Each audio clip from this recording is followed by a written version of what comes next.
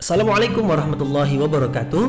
Mari klik subscribe di channel ini dan aktifkan tanda loncengnya untuk mendapatkan update pemberitahuan di video berikutnya.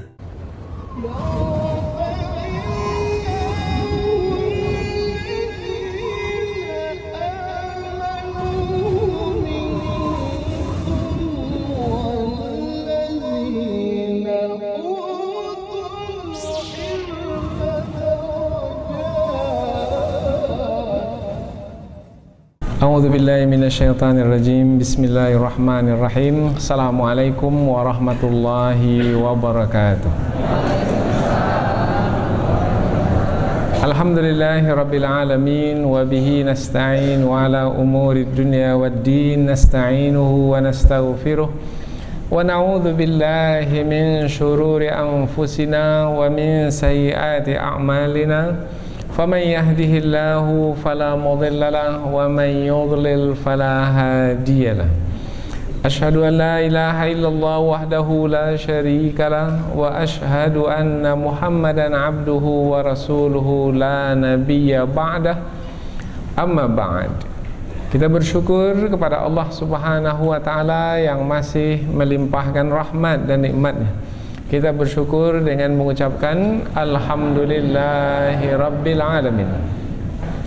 Tidak lupa pula bersalawat kepada Rasulullah dengan mengucapkan Allahumma salli ala Sayyidina Muhammad wa ala ali Sayyidina Muhammad. Dan bersalam kepada Rasulullah dengan mengucapkan Assalamu alayka ya Rasulullah.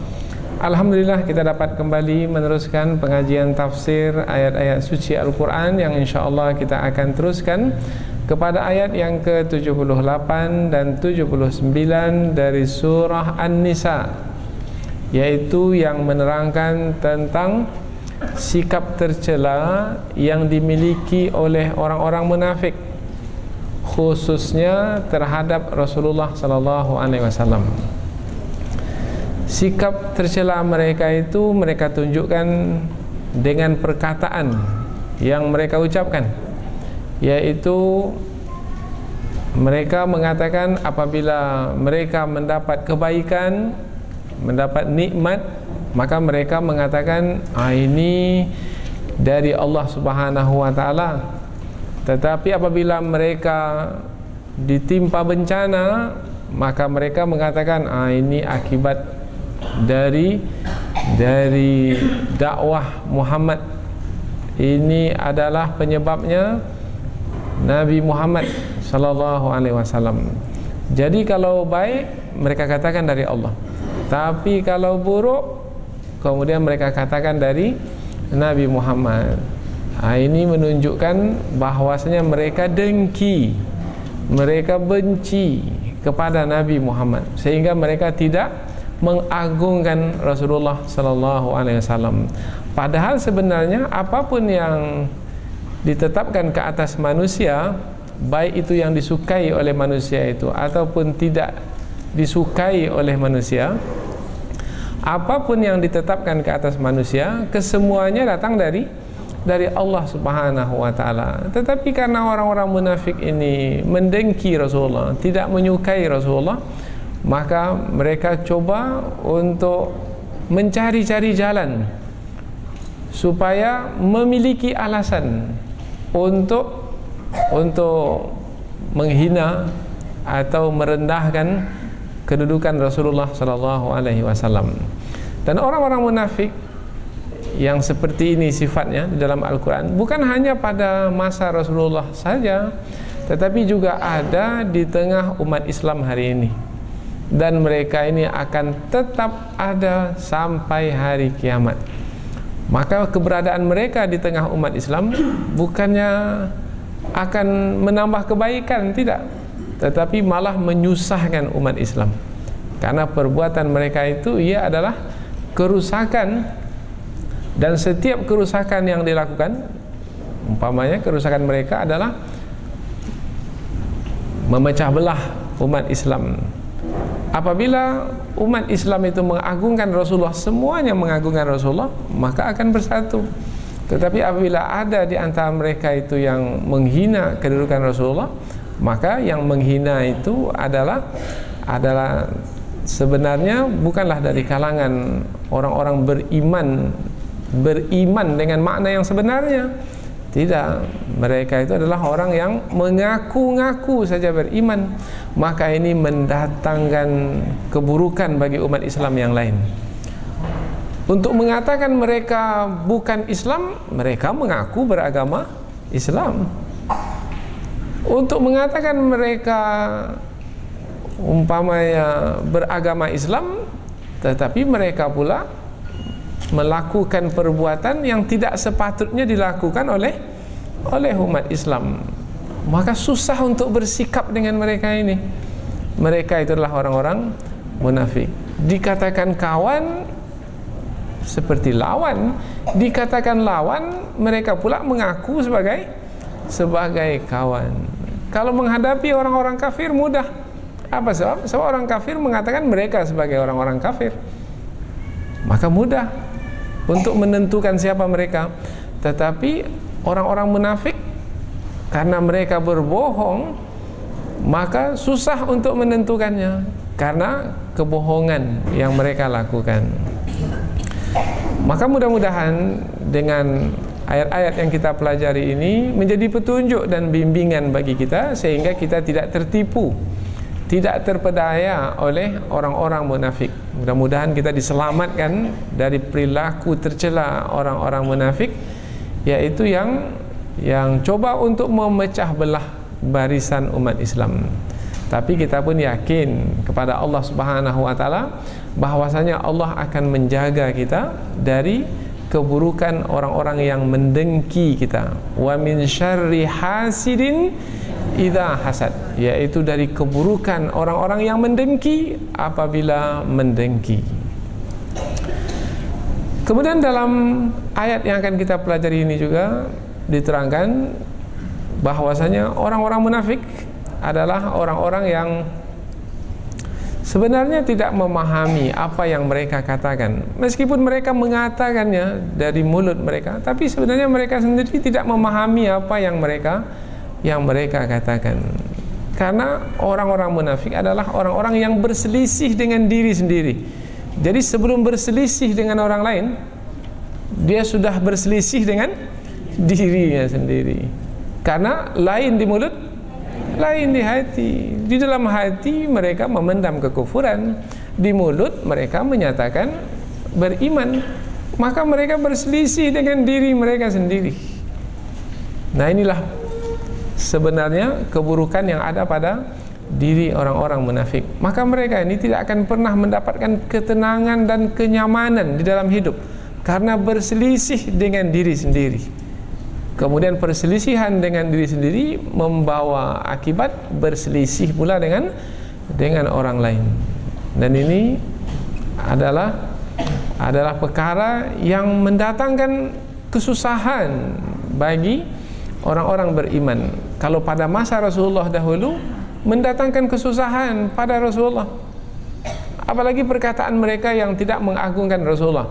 Namun di penghujung ayat yang ke-79 Allah Subhanahu wa taala menghibur Rasulullah, biarkanlah mereka berkata demikian wahai Muhammad, karena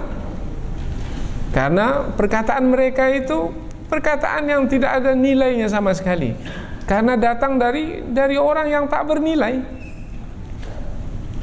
Perkataan yang datang dari orang yang tidak bernilai tidak ada nilainya. Maka janganlah perkataan mereka itu menyusahkanmu, menyibukkanmu, membuatmu menjadi bersedih dan berduka cita. Tidak, kamu wahai Muhammad adalah yang diutus oleh Allah. Maka apabila Allah yang mengutus Rasulullah, maka cukup Allah sajalah sebagai saksi bahwasanya memang Rasulullah adalah seorang Rasul yang tugasnya menyampaikan kebenaran.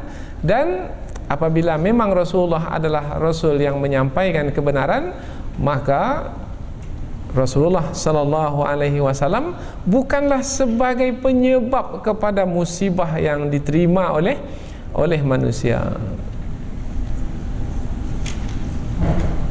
Karena Rasulullah hanya sebagai penyampai kebenaran. Rasulullah bukan sebagai penyebab penyebab kita mendapatkan kebaikan atau kita mendapatkan musibah. Penyebab yang sebenarnya adalah Allah Subhanahu wa taala. Allah yang menentukan dengan qada dan qadarnya. Tetapi hanya saja Allah Subhanahu wa taala mengajarkan kita melalui ayat yang akan kita pelajari ini, meskipun segala sesuatu itu Allah yang menetapkan, yang kita sukai Allah yang menetapkan, yang tidak kita sukai Allah yang menetapkan, hanya saja dalam mengucapkan perkataan mestilah kita beradab, yaitu dengan mengatakan kalau yang baik kita terima, kita sebut dari Allah. Kalau yang buruk yang kita dapatkan, kita katakan dari diri kita sendiri. Apa sebab? Sebab yang buruk itu penyebabnya adalah karena perbuatan kita. Karena perbuatan kita, Allah Subhanahu wa taala pun menetapkannya ke atas diri kita. Tetapi yang menetapkan pada hakikat sebenarnya adalah baik itu yang baik ataupun yang buruk, kedua-duanya yang menetapkan adalah Allah Subhanahu wa taala. Hanya saja dalam berkata-kata mestilah kita beradab. Yang baik kita sebut dari Allah, yang buruk kita sebut dari diri kita sendiri. Nah, inilah apa-apa yang terdapat di dalam dua ayat yang akan kita pelajari. Bermakna masih ada kaitan dengan ayat sebelum ini? Oh ya, masih. Yaitu sebelum ini tentang orang-orang munafik, yaitu orang munafik yang berlambat-lambat pergi berperang. Kemudian sebelum berperang bukan main lagi, nampak berani untuk pergi berperang. Sebelum syariat berperang diturunkan, maka mereka minta kepada Rasulullah, kapan lagi kita berperang ini? Sudah tak sabar lagi mau berperang. Tapi ketika syariat perang sudah diturunkan, maka mereka pula berkata, mengapa diwajibkan perang ke atas kita ini? Alangkah baiknya kalau syariat perang ini ditangguhkanlah. Setelah kami mati barulah syariat perang ini ditetapkan. Inilah dia orang munafik. Mengapa mereka mengatakan demikian? Sebab mereka takut mati. Takut mati karena mereka beranggapan kalau pergi berperang bermakna sama dengan pergi kepada kematian. Padahal sebenarnya kematian itu bukan hanya di medan perang, di atas tempat tidur pun mati. Ada mati yang bersebab, ada mati yang tidak bersebab. Ada mati bersebab umpamanya dengan berperang umpamanya, sebabnya peperangan. Ada pula kecelakaan umpamanya, kemalangan. Ada pula tidak bersebab, terbaring di atas tempat tidur, tak ada sebab apa-apa, tidur selama-lamanya. Karena kematian itu Allah yang menetapkannya. Nah, apabila Allah yang menetapkannya, maka ada kalanya bersebab, ada kalanya tidak bersebab. Tapi sebab itu bukanlah yang menjadi penentu kematian. Yang menjadi penentu kematian adalah Allah. Orang munafik ni tak faham tentang kematian. Kononnya kalau pergi berperang bermakna sama dengan pergi kepada kematian. Maka Rasulullah menyatakan kepada mereka bahwasanya apa yang mereka fahami itu adalah salah, yaitu pergi kepada kematian, pergi ke medan perang sama dengan pergi kepada kematian. Tidak. Kemudian mereka tidak mau berperang bermakna lari dari kematian. Oh, tidak. Kemanapun mereka lari, kalau memang Allah telah menetapkan kematian, maka kematian itu akan mendapati mereka dan mereka pun mati. Meskipun mereka berlindung di dalam benteng yang tinggi dan kokoh sekalipun. Kononnya malaikat maut tak akan sampai ke situ. Nah, dimanapun berada, kematian akan tiba dan mereka tidak akan dapat mengelak darinya. Jadi semestinya jangan takut kepada mati.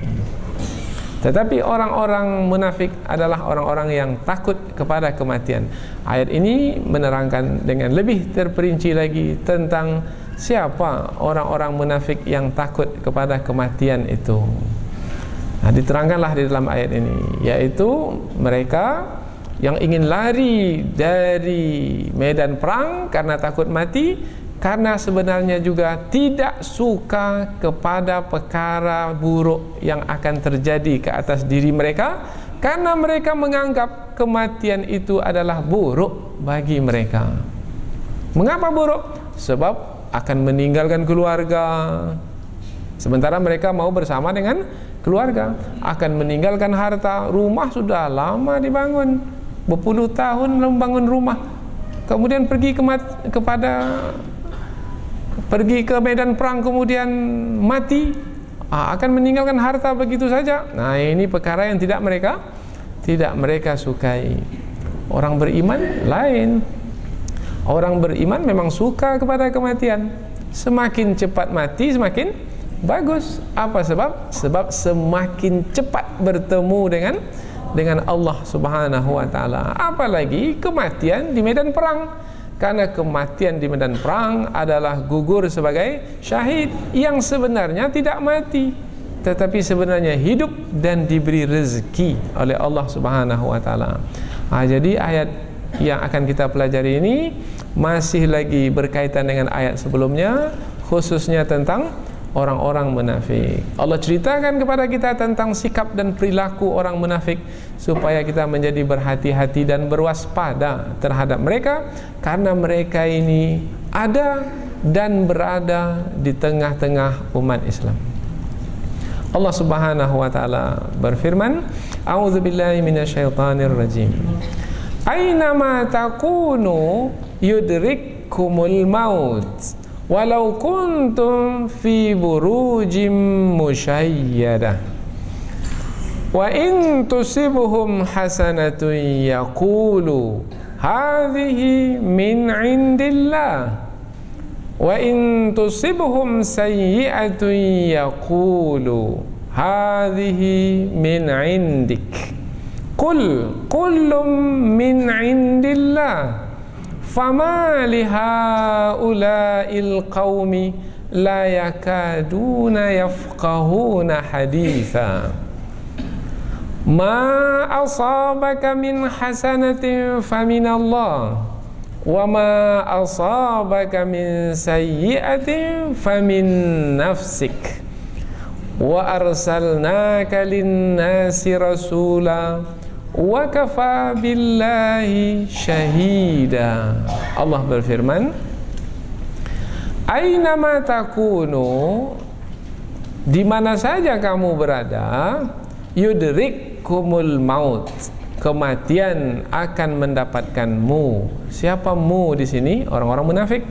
Karena ayat sebelum ini menerangkan tentang orang-orang munafik. Walau kuntum fi burujim musyayyadah, meskipun kamu berada di dalam benteng yang tinggi dan kokoh sekalipun. Wa in tusibhum hasanatun yaqulu, dan jika kebaikan atau nikmat mereka perolehi, maka mereka berkata, hadhihi min indillah, ini datangnya dari sisi Allah. Wa in tusibhum sayyi'atun yaqulu, dan jika keburukan yaitu bencana menimpa mereka, mereka berkata, hadhihi min indik, ini adalah darimu. Mu di sini Nabi Muhammad. Jadi mereka mengatakan bencana itu datangnya dari Nabi Muhammad sallallahu alaihi wasallam. Qul kullum min indillah, katakanlah wahai Muhammad kepada mereka itu, semuanya dari sisi Allah. Fama lihaula'il qaum, maka mengapa mereka ini, yaitu kaum munafik ini, la yakaduna, hampir-hampir saja mereka tidak yafqahuna haditha, tidak memahami percakapan, tidak memahami perkataan, yaitu perkataan yang mereka katakan sendiri tentang hakikat baik yang mereka terima ataupun buruk yang mereka perolehi. Ma asabaka min hasanatin faminallah, apa saja yang menimpamu dari perkara yang baik, maka ia adalah dari Allah. Wa ma asabaka min sayyi'atin famin nafsik, dan apa saja yang menimpamu dari perkara yang buruk, yaitu berupa bencana, maka dari dirimu. Wa arsalnaka linnasi rasula, dan kami mengutusmu, di sini Nabi Muhammad, kepada manusia sebagai rasul. Wa kafa billahi syahida, dan cukuplah Allah sebagai saksi. Jadi dua ayat ini menerangkan tentang sikap tercela orang-orang munafik, yaitu tidak mengagungkan Rasulullah sallallahu alaihi wasallam. Kemudian di permulaan ayat menerangkan bahwasanya mereka adalah orang-orang yang takut mati, padahal mati itu yang akan mendapatkan mereka. Mereka mau lari dari perang, seakan-akan mereka bisa lari dari kematian. Tidak, kemanapun mereka lari, kematian itu akan mengejar dan mendapatkan mereka, meskipun mereka berdiam di dalam benteng yang kokoh sekalipun. Jadi orang munafik ini adalah orang yang tidak punya marwah dan harga diri, pengecut, pengkhianat, kemudian tidak mengagungkan Rasulullah sallallahu alaihi wasallam. Menyusahkan orang-orang beriman. Dahulu menyusahkan Rasulullah, namun Allah Subhanahu wa taala menghibur Rasulnya bahwasanya apa yang mereka lakukan terhadap Rasul tak perlu dimasukkan ke dalam hati, karena tidak ada nilainya sama sekali. Cukuplah Allah yang menyaksikan apa yang Rasulullah lakukan. Begitu juga pada hari ini, cukuplah Allah yang menyaksikan apa yang kita lakukan.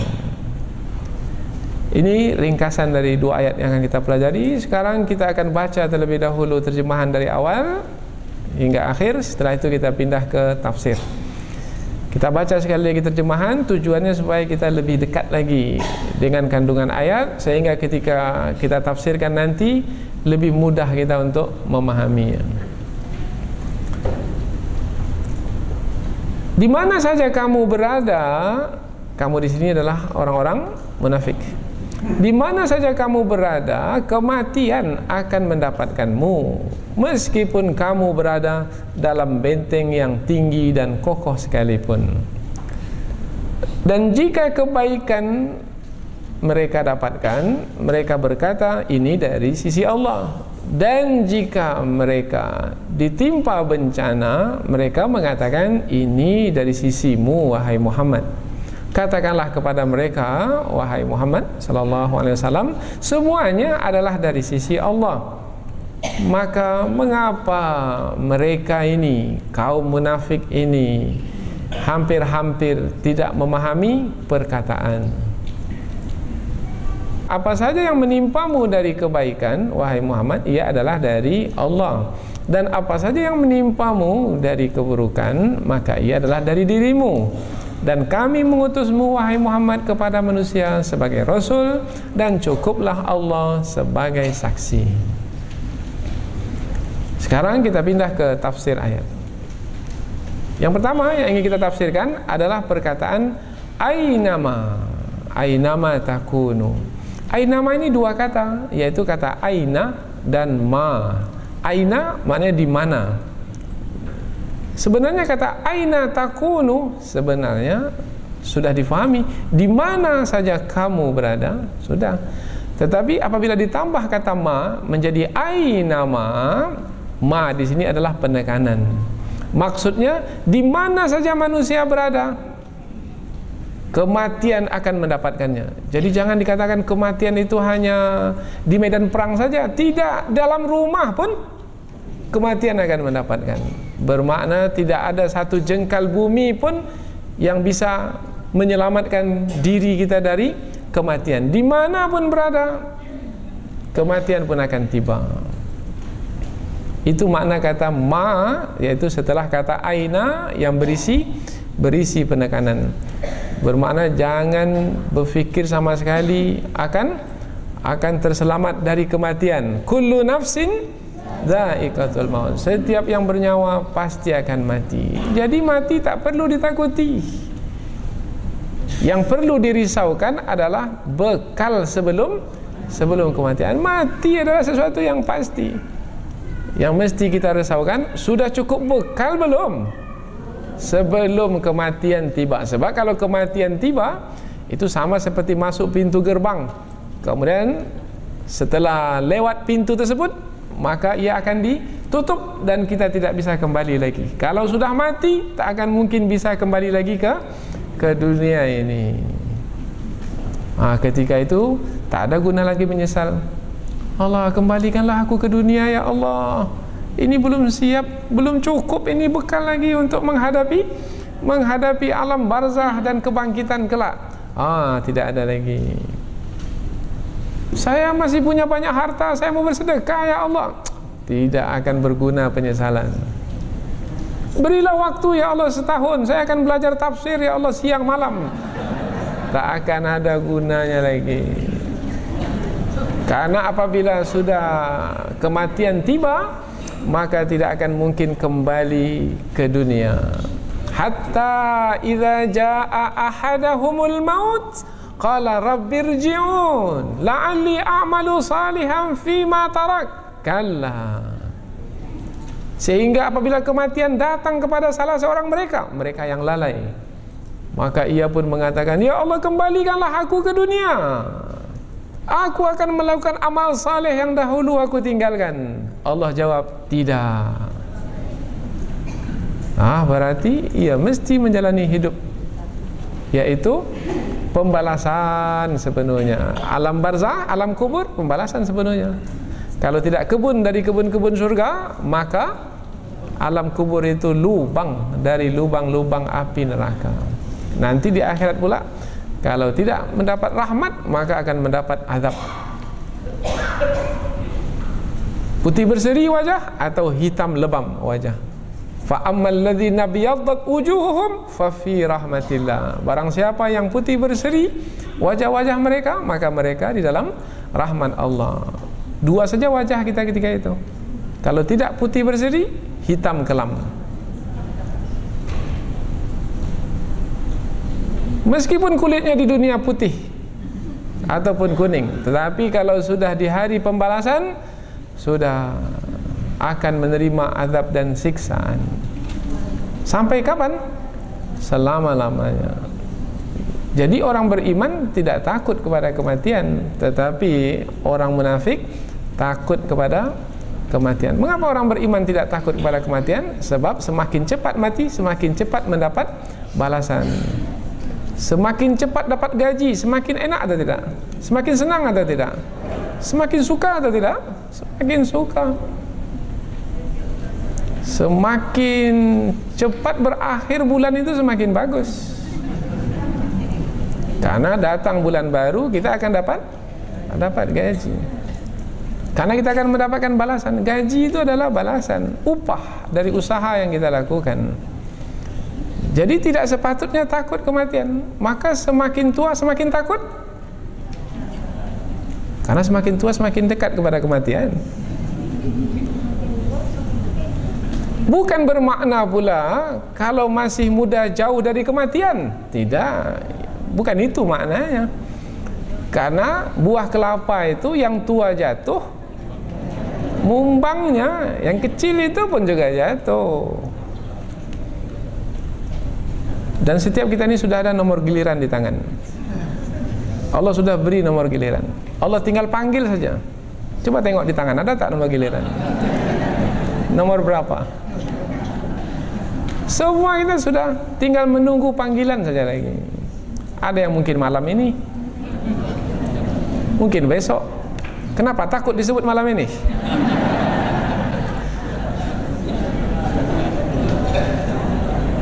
Tidak. Aina ma takunu yudrikkumul maut. Di mana saja kamu berada, kematian akan mendapatkanmu. Kematian akan mendapatkanmu. Mendapatkan, yudrikkumul maut. Ada kalanya Allah menggunakan kata datang. Hatta idza jaa ahadahumul maut. Sehingga apabila kematian datang kepada salah seorang mereka, kalau disebut kata datang, bermakna yang tadinya jauh sekarang dekat. Itu mana datang. Datang keluarga kita, tadi di kampung jauh, sekarang sudah dekat karena dia datang, sudah di depan rumah kita. Itu makna datang. Tapi dalam ayat ini Allah tidak menggunakan kata datang. Mati mendapatkanmu, bermakna kalau mati mendapatkan seorang, seakan-akan orang yang didapatkan oleh mati itu lari dari mati. Dia lari dari mati. Nah, mati pula mengejarnya. Dia lari-lari, mati lebih cepat mengejarnya dan mendapatkannya. Mengapa digunakan kata mendapatkan? Sebab ayat ini menerangkan tentang orang munafik yang mau lari dari mati dengan tidak mau pergi berperang. Kematian datang juga kepadanya, mendapatkannya. Maka digunakan kata yudrikkumul maut, kematian mendapatkannya. Kita yang mendatangi mati atau mati yang mendatangi kita? Kalau kita mendatangi mati, tahu kita mati itu kapan. Tapi tidak ada di antara kita ni yang tahu mati itu kapan. Tetapi mati itu yang mendatangi kita. Tapi mati itu ciptaan Allah. Iya, memang ciptaan Allah. Allah telah menetapkan kematian kita itu bila? Allah tahu. Kemudian Allah memberitahukan kepada malaikat pencabut nyawa. Kemudian malaikat pencabut nyawa pun turun. Ini sudah sampai masanya si fulan ini untuk ditarik nyawanya. Maka datanglah kematian kepada kita. Kematian maknanya adalah tercabutnya ruh dari badan. Itu mana mati. Tercabut ruh dari badan, mati. Badan tidak akan bergerak lagi. Maka mati disebut juga diam, tidak bergerak. Lawan mati adalah hidup. Hidup disebut hidup bergerak. Jadi kalau bergerak, hidup. Kalau tak bergerak, mati. Kalau kepalanya tak bergerak, akal yang ada di kepalanya tak bergerak, bermakna mati. Sudah susah kita menafsirkan Quran, tak juga bergerak di kepalanya, bermakna akal di kepalanya mati. Hati juga begitu. Kita sudah terangkan tentang ini dia, perkara yang bisa menaikkan, meninggikan, menguatkan keimanan, tapi tak bergerak juga hatinya, bermakna hatinya telah mati. Jadi mati itu maknanya diam. Kalau nampak orang diam saja, dah mati nih. Tapi mati yang dimasukkan di sini adalah tercabutnya roh dari badan. Di mana saja kamu berada, kematian mendapatkanmu. Meskipun kamu meskipun kamu fi burujim musyayyada, di dalam benteng yang tinggi. Buruj dari kata burjun. Burjun maknanya benteng yang tinggi. Kalau disebut benteng itu tinggi, pasti benteng itu kokoh. Pasti benteng itu dasarnya, fondasinya pasti dalam, kuat. Kalau tidak akan mungkin dia bisa dibangun tinggi, dia bisa roboh. Nah, kalau disebut benteng, apa tujuan benteng didirikan? Untuk melindungi, karena ada musuh yang akan datang, maka kita lindungi kota kita atau istana kita dengan benteng. Semakin tinggi benteng, semakin susah musuh untuk menembus. Kemudian kata musyayadah maknanya tebal. Atau musyayadah ini maknanya kokoh. Susah untuk dirobohkan. Sudahlah tinggi, kemudian tebal dan kokoh pula. Mengapa digunakan meskipun kamu berada dalam benteng yang tinggi dan kokoh sekalipun? Menjelaskan bahwasanya ada orang yang ingin menyembunyikan dirinya supaya tidak mati, yaitu supaya tidak mati berada di rumah saja. Mengapa tak keluar rumah? Nanti saya kalau keluar nanti jatuh, nanti mati saya nanti. Maka di rumah saja. Mengapa tak naik mobil? Nanti kecelakaan, jatuh nanti mati. Mengapa tak naik pesawat? Nanti pesawatnya jatuh, mati saya nanti. Mengapa tak naik kapal laut?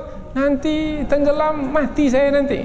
Mengapa tak pergi berperang? Nanti dibunuh, mati saya nanti. Nah, akhirnya melindungi diri di mana? Di rumah. Meskipun melindungi diri di dalam benteng yang tinggi dan kokoh sekalipun, kalau memang ditetapkan mati, mati. Nah, apabila demikian keadaan tentang kematian yang mendatangi kita, maka tidak ada alasan untuk takut pergi ke medan perang. Maka pergi ke medan perang bukan pergi kepada kematian, seperti yang difahami oleh orang-orang munafik.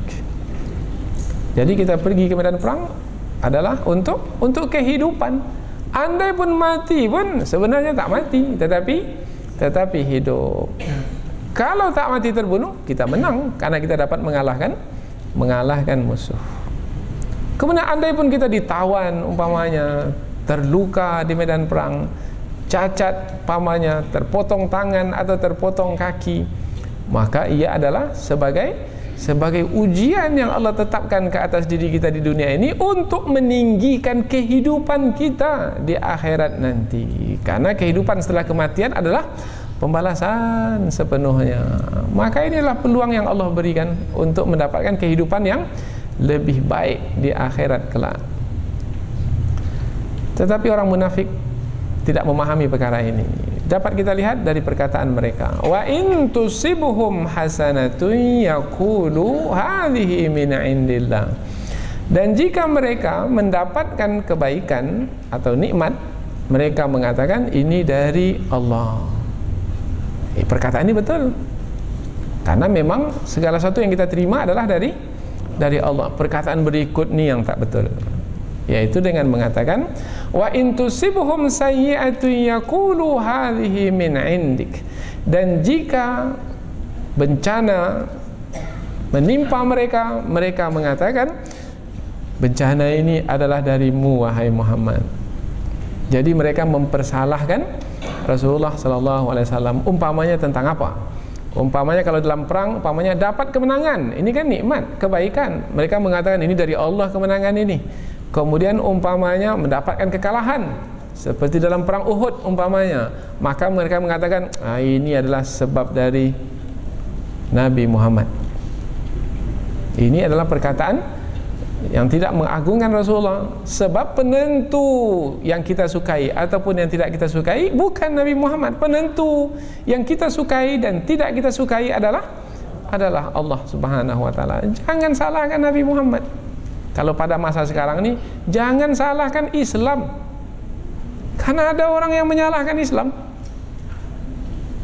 Dulu saya ketika berdagang dengan sistem riba, tak ada saya rugi, beruntung saja saya. Tapi sekarang ini setelah saya tinggalkan sistem riba ini, saya ikut ekonomi Islam yang tidak ribawi, rugi saja saya ini. Ini sama dengan perkataan siapa? Perkataan orang-orang munafik. Dulu ketika saya jauh dari masjid, tidak ikut pengajian, senang-senang saja hidup saya. Rezeki saya mudah, keluarga tak ada masalah. Tapi setelah saya dekat ke masjid ini, rajin ibadat, ikut pengajian, macam-macam saja masalah ini, musibah yang menimpa saya. Kalau begitu, apa kalau begitu? Kembalilah saya kepada, ini adalah orang munafik yang tidak memahami bahwasanya kita ini diuji dengan yang kita sukai dan dengan yang tidak kita sukai. Itu adalah ujian. Mestinya difahami seperti ini. Tetapi orang-orang munafik, fama lihaula'il qaumi la yakaduna yafqahuna haditha. Maka mengapa mereka orang munafik ini hampir-hampir tidak memahami perkataan yang dikatakan kepada mereka, bahwasanya apapun yang kita terima, yang kita sukai berupa kebaikan ataupun yang tidak kita sukai berupa keburukan, ia adalah semuanya dari Allah. Maka dikatakan kepada mereka, Allah yang memerintahkan Rasulullah supaya mengatakan kepada mereka, Qul kullum min indillah, semuanya dari sisi Allah.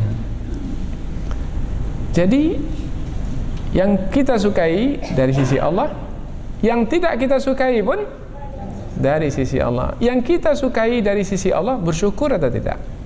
Yang tidak kita sukai dari sisi Allah juga, bersabar atau tidak?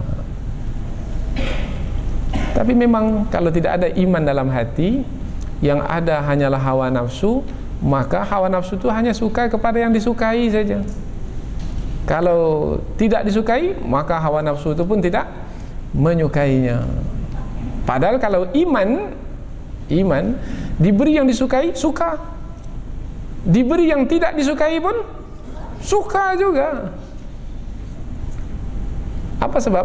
Diberi nikmat, suka. Alhamdulillah dapat manfaat dari nikmat ini. Diberi bencana, alhamdulillah, inilah peluang bagi saya untuk sabar dan meninggikan kedudukan. Ini peluang untuk mengumpulkan pahala. Ini memang tidak disukai. Sakitlah umpamanya, kalau dalam perang terlukalah, terpotonglah tangan umpamanya, ada keluarga yang terbunuhlah umpamanya, memang tak disukai. Tapi ini adalah untuk mengumpulkan pahala, dan pahala itu adalah yang bermanfaat di saat harta dan keluarga ketika itu tidak bermanfaat. Al-yauma la yanfa'u malu wala banun. Hari di mana tidak bermanfaat harta benda dan anak-anak. Yang bermanfaat ketika itu adalah pahala yang kita kumpulkan ketika hidup di dunia. Ayat berikutnya, ayat 79. Ma asabaka min hasanatin faminallah. Apa saja yang kamu perolehi dari kebaikan, wahai Muhammad, adalah dari Allah. Ayat ini ayat yang Allah seperti berbicara langsung dengan Rasulullah.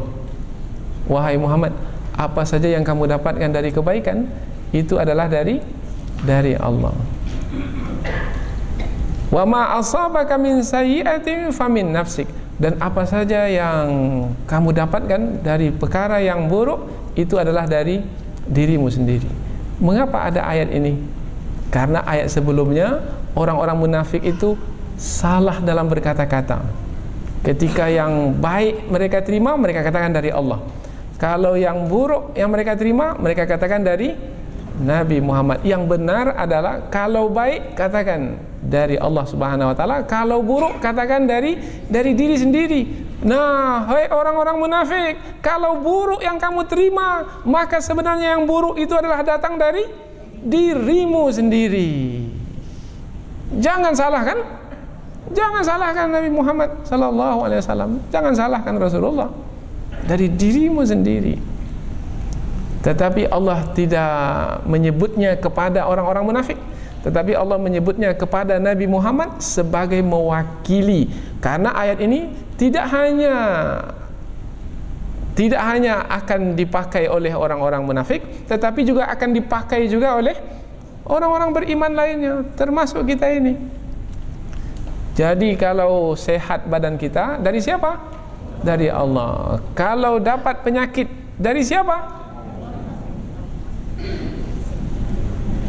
Dari diri kita sendiri. Meskipun penyakit itu Allah yang menetapkannya. Mengapa kita katakan dari diri sendiri? Mengapa tidak dari Allah? Pada hakikatnya kan dari Allah. Kita sebut dari diri kita sendiri, itu sebagai kiasan saja sebenarnya itu. Tidak sebenarnya, karena sebenarnya penyakit itu dari Allah. Allah yang menetapkan penyakit, Allah pula yang akan mengangkatnya. Tapi mengapa kita katakan dari sendiri? Karena boleh jadi penyakit tersebut sebabnya adalah dari diri kita sendiri. Mungkin karena kesalahan yang kita lakukan, maka penyakit itu sebagai azab dan siksaan ke atas diri kita. Maka tanda kita beradab, maka kita katakan, ini penyakit nih dari diri kita. Seperti inilah perkataan yang baik yang sepatutnya dikatakan oleh orang-orang yang mengaku beriman, tidak seperti yang dikatakan oleh orang-orang munafik itu. Macam mana, bisa paham? Karena ramai pada hari ini orang yang tidak memahami perkara ini.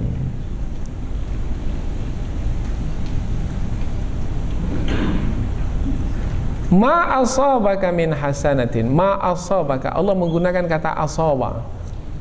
Asaba ini, asaba yusibu musibah, musibah. Selalu kata musibah ni kalau kita sebut, ini perkara yang buruk ini.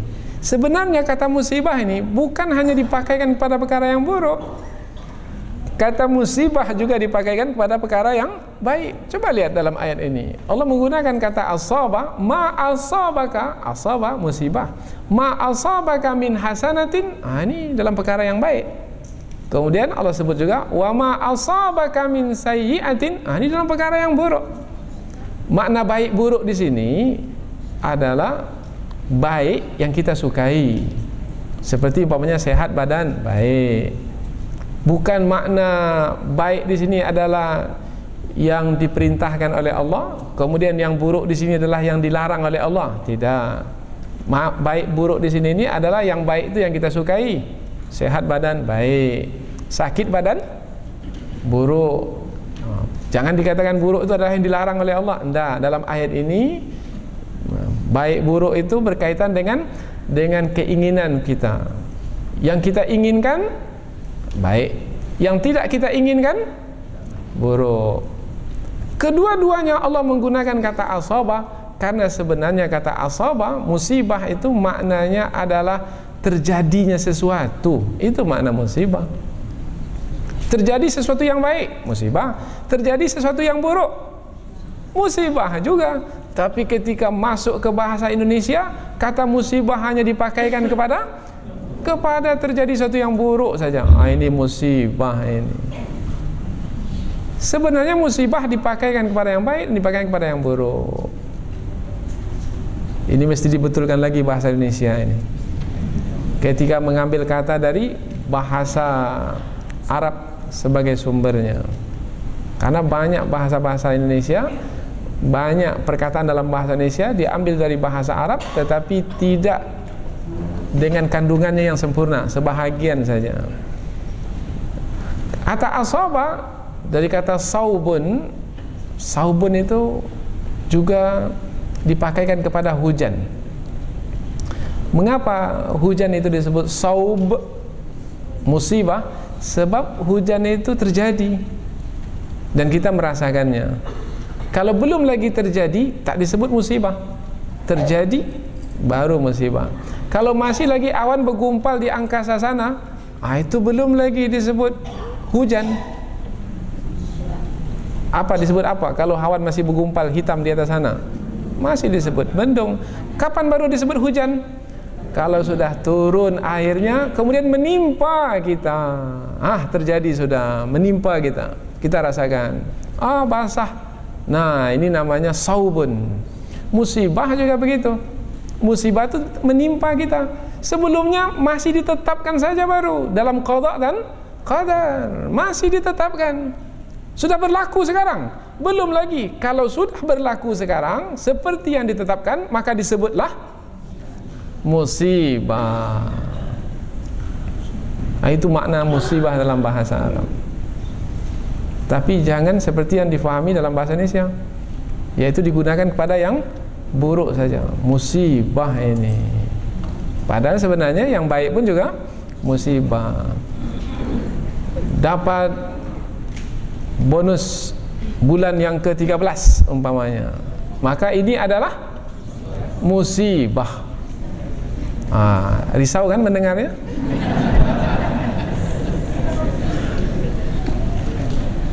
Umpamanya dipotong gaji, umpamanya dipotong gaji, biasa dapat 5 juta, sekarang hanya dapat 3 juta saja, maka ini adalah ini biasa kata musibah. Musibah. Biasa gaji 5 juta, sekarang dapat 7 juta, ditambah 2 juta lagi, ini adalah. Dalam bahasa Arab, kedua-dua ini digunakan dengan kata yang sama, yaitu musibah, yaitu perkara yang terjadi, yang berlaku, baik itu baik yang kita sukai ataupun yang buruk yang tidak kita sukai. Kedua-dua musibah tersebut, yang kita sukai dan yang tidak kita sukai, kedua-duanya adalah dari Allah Subhanahu wa taala. Tetapi untuk yang tidak baik, kita tidak sebut dari Allah, tapi kita sebut dari diri kita sendiri sebagai kita beradab di dalam berkata-kata, supaya tidak difahami Allah itu sebagai yang menganiaya kita, yang menyusahkan kita, yang memberlakukan yang buruk ke atas diri kita, supaya kita tetap mengagungkan Allah Subhanahu wa taala. Ujung ayat, wa arsalnaka lin-nasi rasula, dan kami mengutusmu wahai Muhammad sebagai rasul kepada semua manusia. Mengapa ada ayat ini? Pemberitahuan tentang Nabi Muhammad sebagai utusan, untuk menerangkan bahwasanya Nabi Muhammad tidak ada hubungan dengan persangkaan orang-orang munafik bahwasanya ketika bencana mereka dapatkan kaitannya dengan Nabi Muhammad. Tidak, karena Nabi Muhammad adalah Rasul yang diutus oleh Allah menyampaikan kebenaran kepada manusia. Tidak ada kaitan dengan bencana yang ditimpakan ke atas orang-orang munafik itu. Tapi kalau mereka mengaitkan juga dengan pengutusan Rasulullah, itu adalah pertuduhan yang tidak beralasan. Maka tak perlu diambil kira, tak perlu diperhatikan, tak perlu dimasukkan ke dalam hati. Dan cukuplah Allah sebagai saksi. Wa kafa billahi syahida. Wahai Muhammad, cukuplah Allah sebagai saksi bahwasanya kamu adalah seorang rasul yang diutus, dan kamu tidaklah sebagai penyebab kepada bencana yang ditimpakan ke atas orang-orang munafik itu, atau bencana apa saja yang berlaku di alam semesta ini. Cukuplah Allah sebagai saksi. Ini adalah sebagai hiburan ke atas diri Rasulullah, bahwasanya Allah memperhatikan, menyaksikan setiap apa yang dijalani oleh Rasulullah SAW, termasuk kedengkian yang dilakukan oleh orang-orang munafik. Ini adalah hiburan. Allah menjadi saksi terhadap apa yang telah dilakukan. Jadi di dalam dua ayat ini dapat kita fahami bahwasanya ada orang munafik karena kebencian mereka, kedengkian mereka. Kedengkian dan kebencian itu datang dari kekufuran yang mereka pendam di dalam hati mereka, mendatangkan ketidaknyamanan. Namun meskipun demikian, kembalikan sajalah kepada Allah Subhanahu wa taala, karena Allah akan melindungi dan memelihara hamba-hambanya dari perbuatan orang-orang munafik yang tercela itu. Dan tidaklah yang akan menanggung akibatnya melainkan orang-orang munafik itu sendiri. Inilah dia dua ayat yang kita pelajari dalam kesempatan ini, yaitu tentang perilaku buruk orang-orang munafik, khususnya terhadap Nabi Muhammad sallallahu alaihi wasallam. Mudah-mudahan ada manfaatnya bagi kita semua. Subhanakallahumma wa bihamdika asyhadu an la ilaha illa anta wa astaghfiruka wa atubu ilaik. Wassalamualaikum warahmatullahi wabarakatuh.